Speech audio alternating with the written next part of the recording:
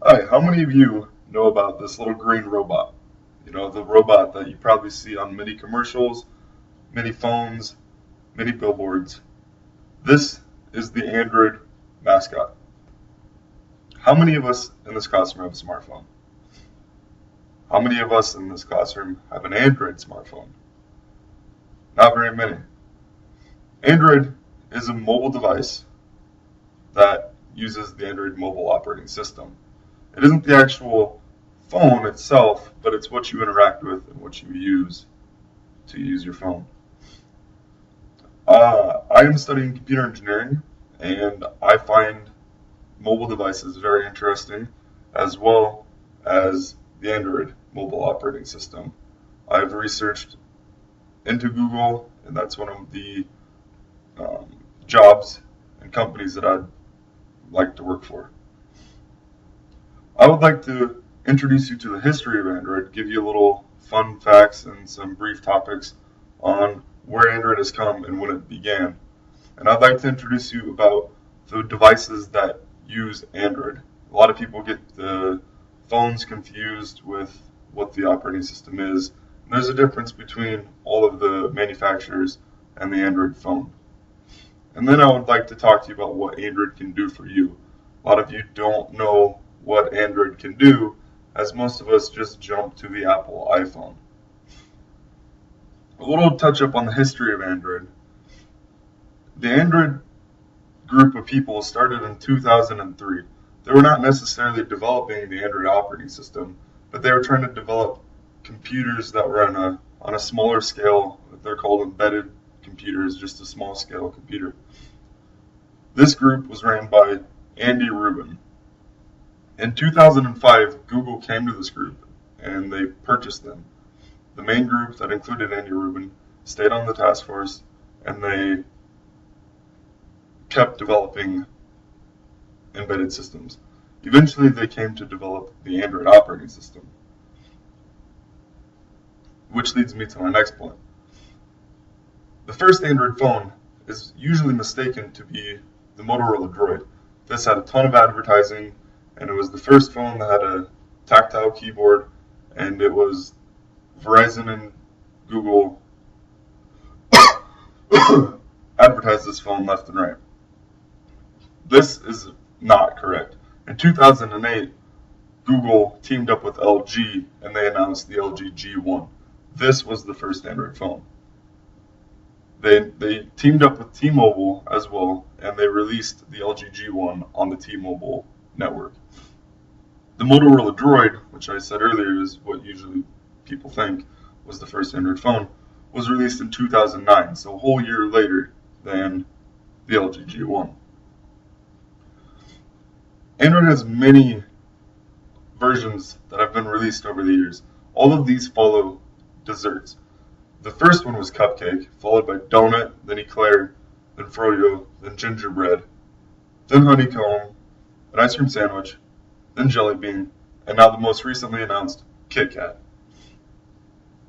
On the main headquarters of the Google campus, you can see a statue of each of these desserts laid out in the foreyard.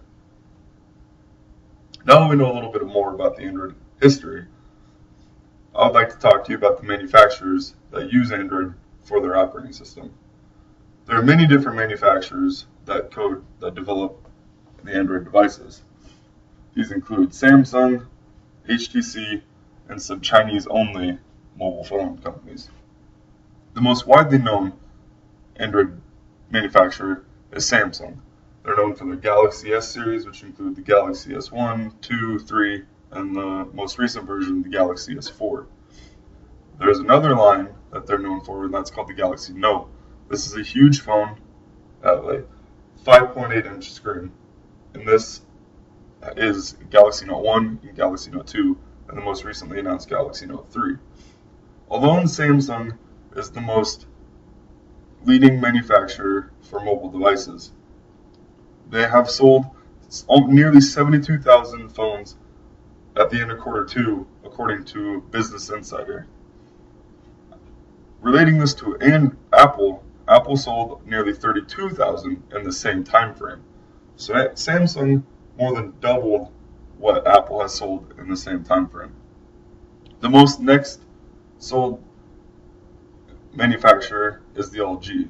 This is more of a international manufacturer, not so much known in the United States. Most of these manufacturers are known to put their own interface with the Android operating system. Samsung uses what's known as TouchWiz. TouchWiz, it uses Android, but it doesn't look nearly anything like what Google thinks Android should look like. This is good and bad in a few people's opinions, but most people seem to like it. It includes a pretty cool feature where, like the Galaxy Note 3, now you can pull out an S Pen and you can draw on the screen, or you can draw a certain gesture and it'll bring up a window where you can multitask. HTC, the other most widely known manufacturer in the United States, has Sense. Again, this is just like TouchWiz, where HTC put their own overlay on their phone. This includes a feature called Blink Feed. Blink Feed is on your home screen, and it is going to be used to access your social media networks, which include Facebook, Twitter, news, weather. You just go to the left side of your screen. I can't present it because I don't have an HTC phone. But you go to the left side of your screen and you can just scroll through and you don't even have to open up an application. Hopefully most of us have heard about Samsung and HTC, and I'm just going over what's already known by everybody in the classroom. But how does Android work? The people that don't have Android, do we have an opinion why we don't have it? Have we looked at the most recent features that are on Android? Or do we just jump to iOS because of where Android was in the past? Well, Android can do a lot of things. You can change your wallpaper. I realize you can do this on the iPhone, and this is just a basic feature, but it's a topic to talk about. But my favorite feature that Android provides is a thing called widgets. What widgets does is it allows you to access your application and read information from it without having to launch the application.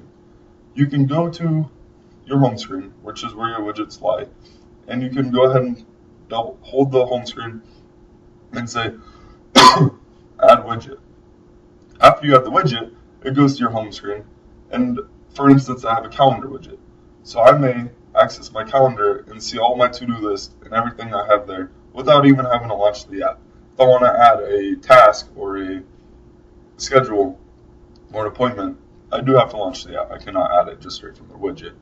Another widget I have is the music application. I can launch the music application without even having to open up the application. I can switch the song, I can see what's playing, and I can close the application. I can stop the music.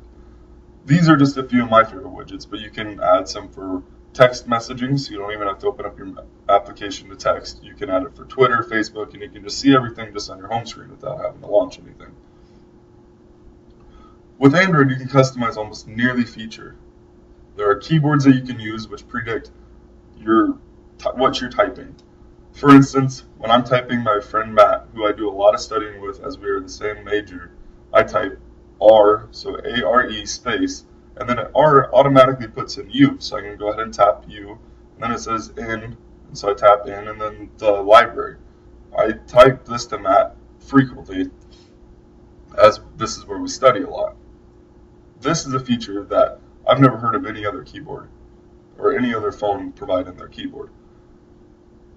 It also lets you customize your home screen. You can go to the App Store and you can go ahead and download a new home screen. For people who have vision impairment, there's a home screen where your icons are huge. Each icon will take up nearly a quarter of your screen. This is going to help out the people that cannot see very well and that need to have larger icons to be able to read what's going on. Using an Android phone, you can do nearly anything.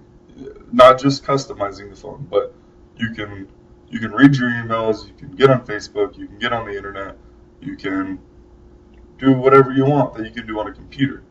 You can type papers, for instance. The phone can also be used as a media device. The media device that Android can do, it can play music, It can play videos, it can record audio. It can also take pictures. A lot of the cameras on Android phones are better than most digital cameras that you can purchase, as the most recently announced phones have 13 megapixel cameras. This is pretty good. There is also what is known as the Google Play Store, which is where you can download applications.